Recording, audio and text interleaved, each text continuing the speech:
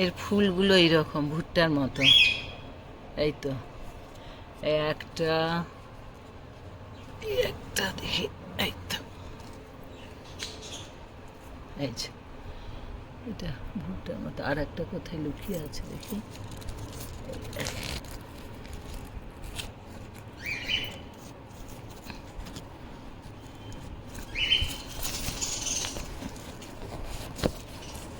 একটা, এই ভুট্টার মতো ফুলগুলো। এই একটা, দুটো, এই একটা, তিনটে, তিনটে হয়েছে।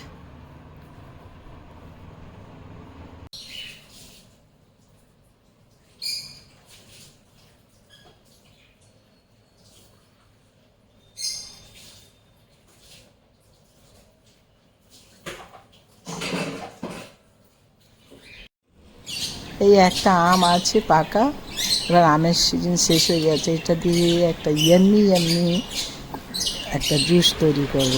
আমটা এরকম ছিলে ফেলেছি ভালো করে। এবার এই আমটাকে ছিলে এবার ছোট ছোট ছোট ছোট করে কেটে নিয়েছি।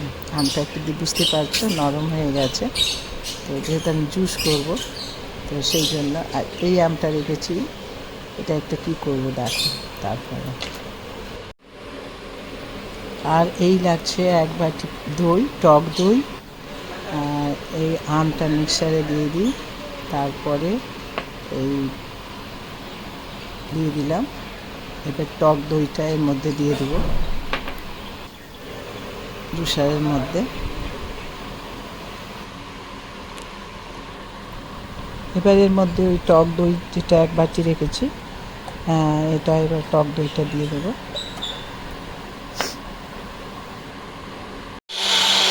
এবার একটা গ্রাইন্ডারে মিহি করে নিতে হবে, মিহি করে নিই। এবার যে এক পিস আম রেখেছিলাম এরকম কেটে দিয়েছি। এবার এই আমটা লাস্টে কী করব দেখো।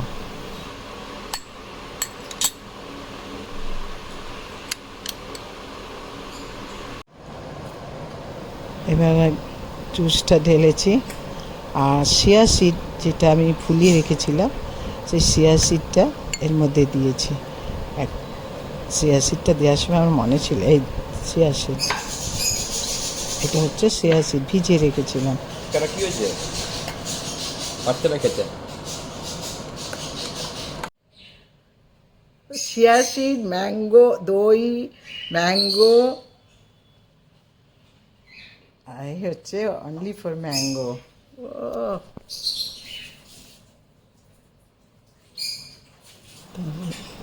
এবার জুস রেডি। যে ম্যাঙ্গোটা রেখেছিলাম সেটা বুঝতেই পারছো উপরে দিয়ে দিয়েছি।